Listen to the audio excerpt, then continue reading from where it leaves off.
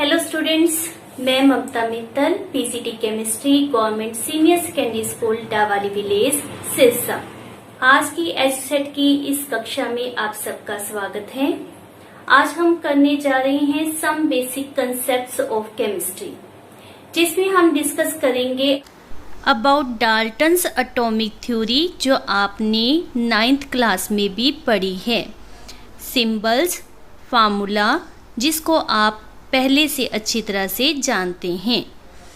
Mass percentage, mole fraction, molarity and molality, ये आज के हमारे टॉपिक हैं और इनके साथ जुड़े हुए इंटरेस्टिंग न्यूमेरिकल भी आज की इस वीडियो में आप करेंगे। Dalton's atomic theory. तो बेटा, डाल्टन की एटॉमिक थ्योरी के बारे में आपने 9th क्लास में भी अच्छी तरह से रीड किया था। डाल्टन की एटॉमिक थ्योरी के इम्पोर्टेंट पोस्टुलेट्स कौन सी हैं, अब हम वह डिस्कस कर रहे हैं। First point, matter consist of individual atoms. Means जो मैटर में एटम्स होते हैं, they are not divisible according to Dalton. Means atom को आप ब्रेकअप करके उसमें से इलेक्ट्रॉन रिलीज नहीं कर सकते या उससे प्रोटॉन या न्यूट्रॉन्स ऑब्टेन नहीं हो सकते। It is said by Dalton. परंतु आपको पता है कि atom is no longer remain indivisible. Clear. Second point, all the atoms of a given element have identical properties including identical mass. Atom of different element differ in mass. That means जब भी हमारे पास किसी element की बात करते हैं, let's suppose this is sodium element, तो sodium element में जितने भी एटम्स होंगे वो कौन से होंगे? That is obvious, sodium. ऐसा नहीं होगा कि इसके अंदर जो एटम्स हैं वो मैग्नीशियम के हों या कैल्शियम के हों। ये सिर्फ किसके होंगे? सोडियम के। और उन्होंने साथ में ये भी मेंशन किया कि ये एटम आइडेंटिकल होंगे with respect to any property, even according to them, even according to him. इनके मास भी इक्वल हैं। क्लियर। जबकि डिफरेंट एलिमेंट के एटम्स एक दूसरे से डिफरेंट होंगे। सोडियम में जो एटम्स प्रेजेंट होंगे, they are not similar to that of magnesium. उनकी कोई भी प्रॉपर्टी, कोई भी फीचर मैग्नीशियम के साथ मैच नहीं करेगा। तो ये था हमारे पास डाल्टन का second postulate. Now the third postulate, compounds are formed when the atoms of different element combine in a fixed ratio. तो ये सिंपल आपके पास कंपाउंड जैसे आपने पढ़ा है उसी तरह से यहाँ पर मेंशन किया गया है कि कंपाउंड जो होता है वो एटम से बना होता है और जो एटम्स प्रेजेंट होंगे वो कंबाइन करेंगे in a fixed ratio. Like water, water में 1:8 में हमारे पास H तथा O कंबाइन होकर वाटर को फॉर्म करते हैं। Next one is chemical reaction involve reorganisation of atom. These are neither created nor destroyed in a chemical reaction. ये भी आपको पता है, जब आप कोई केमिकल इक्वेशन को मेंशन करते हो, लेट C+O2 CO2, तो during this one there is just reorganisation of atoms. ऐसा नहीं है कि कोई एटम प्रोडक्ट में लिखा है, रिएक्टेंट में प्रेजेंट नहीं है, या फिर रिएक्टेंट में प्रेजेंट है, प्रोडक्ट में नहीं लिखा गया। मीन्स ना तो एटम क्रिएट होगा और ना ही डिस्ट्रॉय होगा। So this is about Dalton's atomic theory. हमारी नेक्स्ट कंसेप्ट है सिंबल्स एंड फॉर्मूला। जब भी एलिमेंट की आपने शॉर्ट नोटेशन देनी है तो हम उसके लिए टर्म क्या यूज करते हैं? सिंबल। फॉर एग्जाम्पल हाइड्रोजन, उसके लिए हमने शॉर्ट फॉर्म में उसे मेंशन करना है, तो वी यूज H, उसका फर्स्ट लेटर हाइड्रोजन H से रिप्रेजेंट करेंगे। या फिर फर्स्ट 2 लेटर्स को हम यूज करते हैं, जैसे हीलियम He से रिप्रेजेंट किया जाता है। In some cases we are not using English language, other language के यूज के द्वारा हम सिंबल रिप्रेजेंट करते हैं। Like silver is represented by the symbol Ag, clear. इसी तरह से गोल्ड, उसको Au से रिप्रेजेंट किया जाता है। तो इस तरह से हम सिंबल को रिप्रेजेंट करते हैं। Next is formula. तो फॉर्मूला होता है किसी भी कंपाउंड की शॉर्ट फॉर्म में representation. For example carbon dioxide को आपने मेंशन करना है, तो हम कार्बन का सिंबल C, ऑक्सीजन का symbol O, in carbon dioxide we represent it as CO2। तो with the help of symbols हम कंपाउंड के फार्मूले को रिप्रेजेंट करते हैं। Here the formulas are of 2 type. तो कौन से 2 टाइप का हमारे पास फार्मूला होता है? One is known as empirical formula and second is known as molecular formula. तो इम्पीरिकल फार्मूला हमारे पास क्या कहता है? It represent simplest whole number ratio of various atoms present in compound. For example C6H12O6, ये आपको पता है ग्लूकोज का फॉर्मूला होता है, परंतु यहाँ पर हमने क्या रेफर करना है? उसका simplest whole number ratio. C6H12O6 को अगर आप सिंपल फॉर्म में रिप्रेजेंट करोगे तो आपके पास C1H2O1 आ जाएगा, बिकॉज इसका सिंपल होल नंबर रेशियो हमारे पास कितना आता है? 1:2:1। इसी प्रकार से यदि हमने हाइड्रोजन परऑक्साइड को लिखना है तो उसका सिंपल होल नंबर रेशियो हमारे पास क्या आ जाएगा?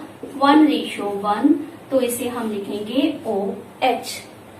तो यदि आप उसका सिंपल होल नंबर रेशियो दे रहे हैं तो वह हमारे पास क्या आता है? Empirical formula. What is mean by molecular formula? Molecular formula represent exact number of different types of atom present in the molecule of a compound। तो ग्लूकोज के लिए जैसे आप लर्न कर चुके हो क्या होता है? C6H12O6, ये इसका क्या है? Molecular formula. और दिस वन क्या हमने लर्न किया? Empirical formula. इस तरह से आप अगर एग्जैक्ट नंबर लिख रहे हैं तो मॉलिक्यूलर फार्मूला, अगर सिंपल होल नंबर रेशियो लिख रहे हैं तो इम्पीरिकल फार्मूला, ये आप बना सकते हैं। अब मॉलिक्यूलर फार्मूला और इम्पीरिकल फार्मूला में रिलेशन क्या होता है उसको हम लर्न करेंगे और उसके ऊपर नंबर ऑफ न्यूमेरिकल्स हैं जो आपने करने हैं। जैसे कि हमारे पास मॉलिक्यूलर फार्मूला और इम्पीरिकल फार्मूला में रिलेशन होता है MF, I mean to say molecular formula, equal to N into EF means empirical formula, means N is equal to, ये हमारे पास रिप्रेजेंटेशन आ जाएगी। तो इन दिस केस ये हमारे पास 6 आ जाएगा। इसको और इजी करने के लिए हम इसको मोलिकुलर मास ओवर इम्पीरिकल मास इस तरह से भी रिप्रेजेंट कर सकते हैं। फॉर एग्जाम्पल ग्लूकोज का मास हमारे पास कितना होता है? 180। ये आपको लर्न है, आप निकाल सकते हो। C/12 + 12 × 1 + 6 × 16। तो ये आपके पास कितना आ जाएगा? 180। और फॉर इम्पीरिकल फार्मूला ये हमारे पास कितना आ गया? 12 + 2 + 16। तो ये हमारे पास आ जाएगा 30। अब हमारे पास n कितना आ जाएगा? That is 6। तो ये हमारे पास मॉलिक्यूलर फार्मूला और इंपेरिकल फार्मूला में रिलेशन होता है। ये आपके पास और नंबर ऑफ न्यूमेरिकल्स हैं। Let's study about that one. आपके पास दिया हुआ है a compound contain 4.07% hydrogen, 24.27% carbon and 71.65% of chlorine. Its molecular mass is 98.96 gram. What are its empirical and molecular formula? तो इस क्वेश्चन में आपके पास डिफरेंट एलिमेंट की परसेंटेज दी गई है और मोलिकुलर मास दिया गया है। हमने ऑब्टेन क्या करना है, empirical formula and molecular formula. तो इसको किस तरह से करना है अब हम वह देखते हैं। हमारे पास 3 एलिमेंट दिए गए हैं। One is hydrogen, second is carbon and third one is chlorine. इनकी परसेंटेज जो हमारे पास दी गई है उसको हमने गिवन मास की तरह मेंशन करना है, because out of 100 these values आपको दी गई हैं। तो हम यह मानकर चलते हैं कि टोटल मास यदि हमारे पास 100 है तो इनकी वैल्यूज कितनी होगी। तो जो हमारे पास वैल्यूज दी गई है 4.07, next is 24.27 and next one is 71.65। ये हमारे पास क्या है, गिवन मास। नेक्स्ट हमने यहाँ पर लिखे हैं एलिमेंट, यहाँ पर लिखा है उनका जो मास हमें दिया गया है, so write as given mass. Then is molar mass, hydrogen is 1, carbon 12 and that is of chlorine is 35.5। अब हमारे पास जब given mass is divided by molar mass तो क्या टर्म आती है, मोल। तो मोल इस केस में कितनी है, 4.07। जब आप 24.27 को 12 से डिवाइड करोगे तो आपके पास वैल्यू कितनी आएगी, 2.022। इसी प्रकार से 71.65 को 35.5 से डिवाइड करने पर हमारे पास वैल्यू आती है 2.018।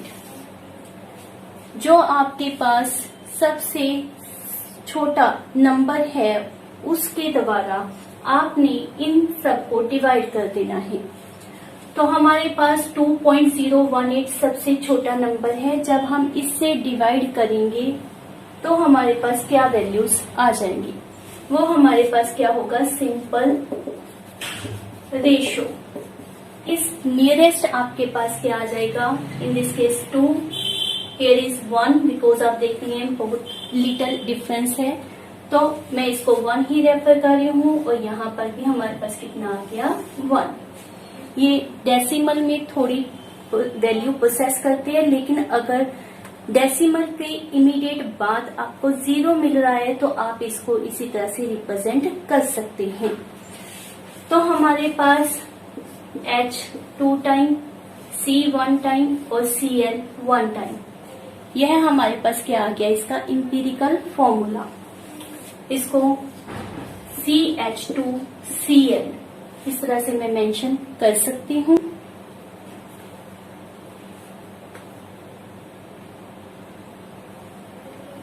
अब हम निकालेंगे इंपेरिकल मास। तो हमारे पास कितना होगा, 12 + 2 + 30 5.5। तो यह हमारे पास कितना आ जाएगा, 5। ये हमारे पास कितना आ गया, 9 और ये कितना होगा, 4। तो ये हमारे पास इसका इंपेरिकल मास है। मॉलिक्यूलर मास बेटा आपको गिवन है, वैल्यू हमारे पास कितनी दी गई थी, 98.96। तो n कैसे कैलकुलेट करना है अभी मैंने आपको बताया, इनको डिवाइड करके जो आपके पास अप्रोक्सीमेट कितना आ जाएगा, 2। तो मॉलिक्यूलर फॉर्मूला कैसे निकालेंगे हम, 2 × CH2Cl that is C2 H4Cl2। तो यह हमारे पास आंसर है जो हमारे से क्वेश्चन पूछा गया था कि इंपीरिकल फार्मूला क्या होगा एंड मॉलिक्यूलर फार्मूला क्या होगा। तो ये आपके पास एग्जाम में 3 मार्क्स में पूछे जाते हैं, इनको आपने अच्छी तरह से तैयार करना है। नेक्स्ट हम टर्म कर रहे हैं सोल्यूशन।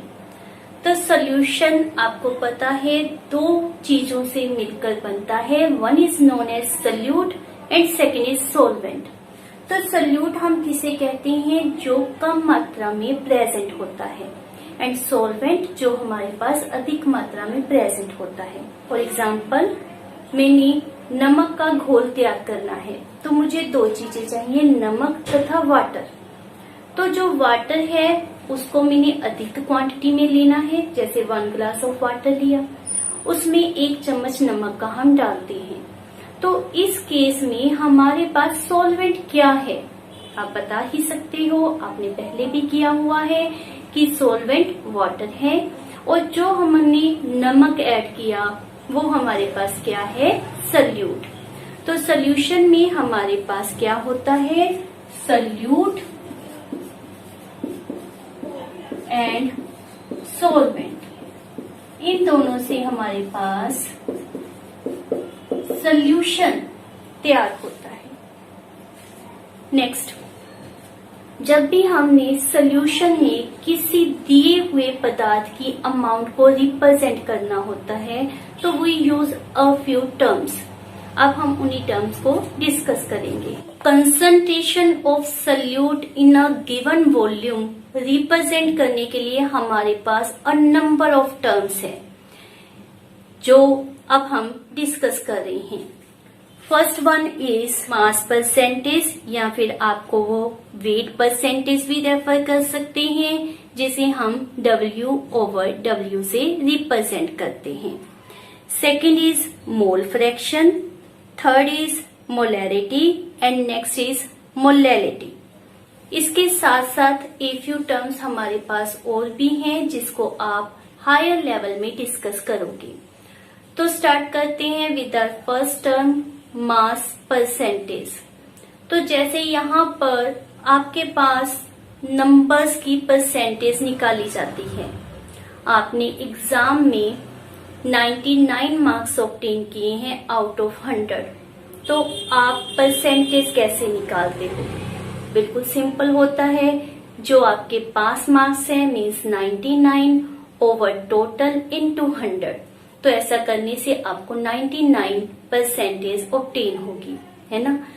तो mass percentage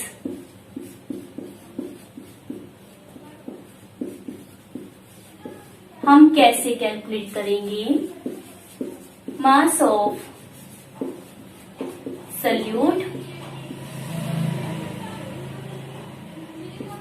upon mass of solution into 100। तो इस तरह से आपके पास यह कैलकुलेट हो जाएगा। इससे रिलेटेड हमारे पास क्वेश्चन कैसे आते हैं, a solution is prepared by adding 2 gram of a substance A to 18 gram of water, calculate mass percentage of solute. तो यदि आपके पास फॉर्मूला अच्छी तरह से लर्न है तो आप इजीली इस क्वेश्चन को सॉल्व कर सकते हो। हमसे पूछा गया है मास परसेंटेज ऑफ A, और A का मास हमारे पास कितना गया है, 2।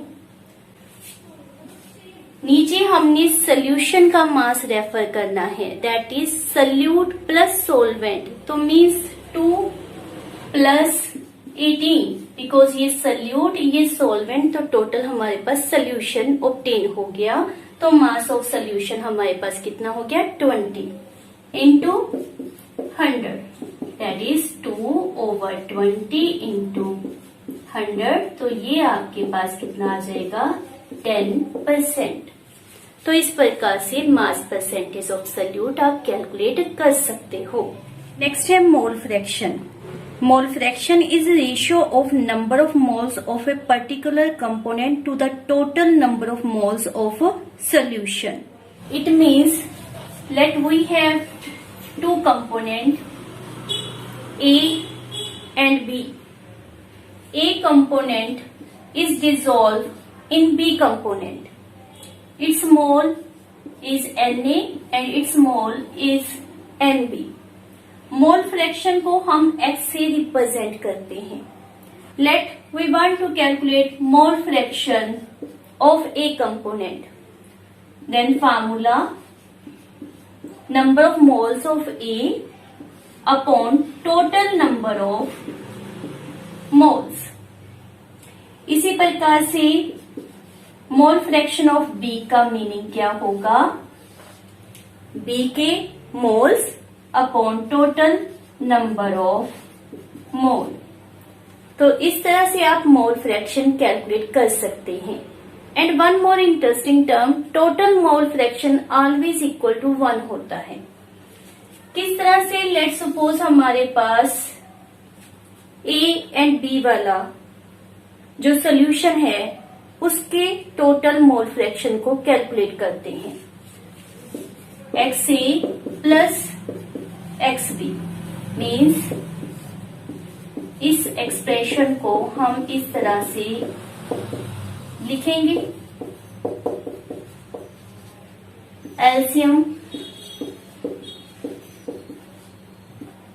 तो यहां पर भी हमारे पास ये आएगा. मीन्स दोनों टर्म सेम है तो इट इज इक्वल टू 1. तो क्लियर, टोटल मोल फ्रैक्शन 1 होता है वेदर उसमें 2 कंपोनेंट है, 3 है या 3 से ज्यादा है.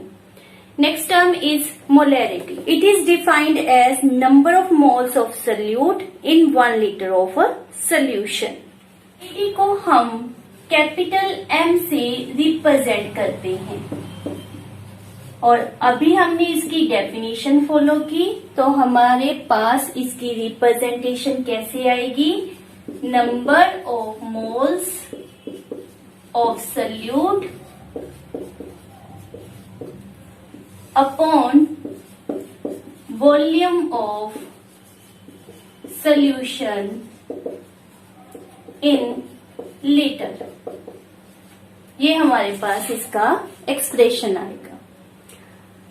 यदि आपने यहां पर मिलीलीटर में इसको रिप्रेजेंट करना है तो हम यहां मल्टीप्लाई विथ 1000 मेंशन करेंगे.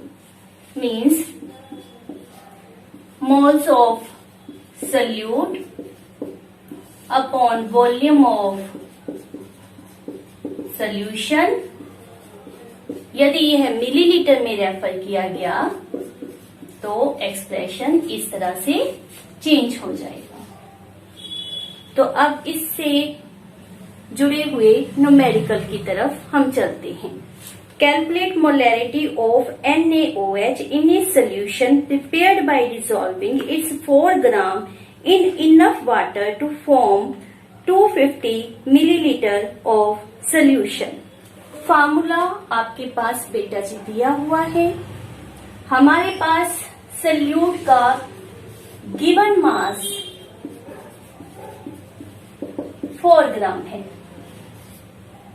तो इस मोलर मास कितना आएगा? सोडियम 23, ऑक्सीजन 16, हाइड्रोजन 1 मीन्स 40 ग्राम. क्लियर? तो मोल्स हमारे पास क्या है?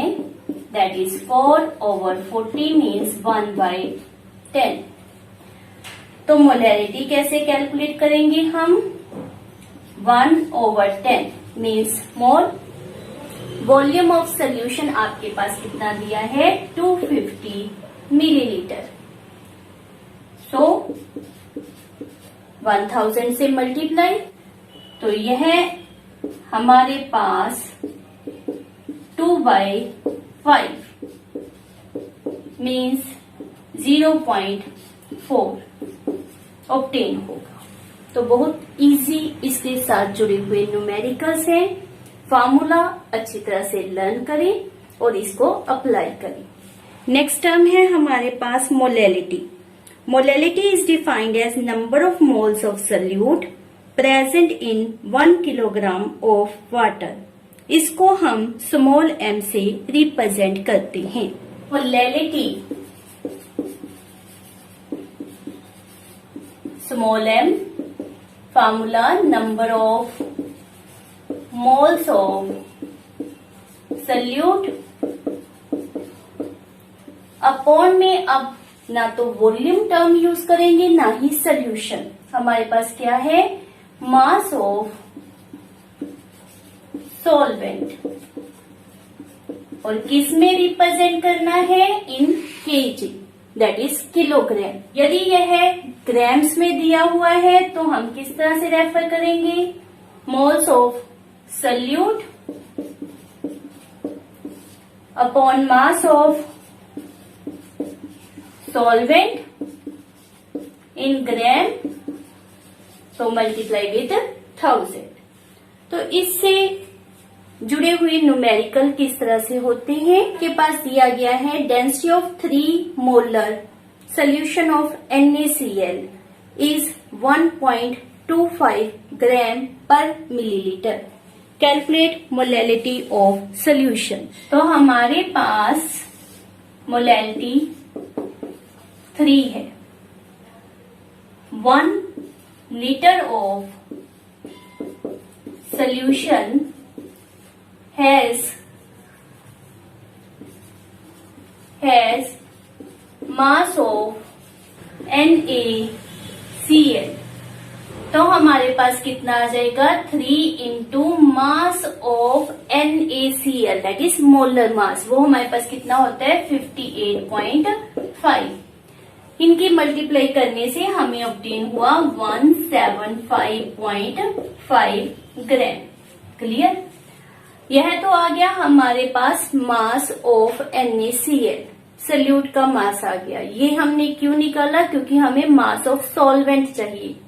सॉल्वेंट कैसे ऑब्टेन करते हैं, सोल्यूशन माइनस सल्यूट। तो सल्यूट का मास हमारे पास ऑब्टेन हो गया। अब हमने निकालना है मास ऑफ सोल्यूशन। तो हमारे पास फॉर्मूला आपको पता है, that is density equal to mass over volume. तो मास हमारे पास क्या आएगा, डेंसिटी इंटू वॉल्यूम। डेंसिटी आपके पास कितनी रेफर की गई थी, 1.25 मल्टीप्लाई विद वॉल्यूम। वॉल्यूम हमारे पास 1 लीटर था, उसको हमने मिलीलीटर में बदल लिया, दैट इज 1000। तो यह हमारे पास आ गया दिस मच ग्राम्स, 1250। क्लियर, 1250 ग्राम। अब हमने निकालना है मास of solvent, that is this one minus mass of solute. तो यह हमारे पास कितना आ जाएगा, सॉल्व करना है आपने। आपके पास कितनी वैल्यू ऑब्टेन होती है, दैट इज 1074.5 ग्राम। तो अब इजीली आप इसको सॉल्व कर सकते हो। हमने क्या निकालना है, मोलैलिटी। और मोलैलिटी का हमारे पास क्या फॉर्मूला था, मोल्स। मोल्स कितनी है, बिकॉज मोलैलिटी हमारे पास 3 है, that means 3 moles in 1 litre. तो मोल्स हमारे पास कितनी है, 3 डिवाइडेड बाय 1074.5। ये हमारे पास क्या दिया गया है, मास। सॉल्वेंट यूनिट क्या है, ग्राम। सो हम क्या रेफर कर देंगे, मल्टीप्लाई विद 1000। तो आपने इसको सॉल्व करना है। ऐसे रिजल्ट आपके पास क्या आ जाएगा, दिस मच। ये हमारे पास क्या आ गया, मोलैलिटी। इसीलिए हम इसके साथ स्मॉल m रेफर कर रहे हैं। This is all about our today's topic. क्या क्या हमने डिस्कस किया, what is Dalton's atomic theory, what is empirical formula, molecular formula, and a number of terms related with solute like the mole fraction, molarity, molality, mass percentage। तो आप जैसे कि देख रहे हैं कि इनके साथ जुड़े हुए न्यूमेरिकल इंटरेस्टिंग भी हैं और इम्पोर्टेंट भी हैं। तो इनको आपने अच्छी तरह से लर्न करना है। Thank you.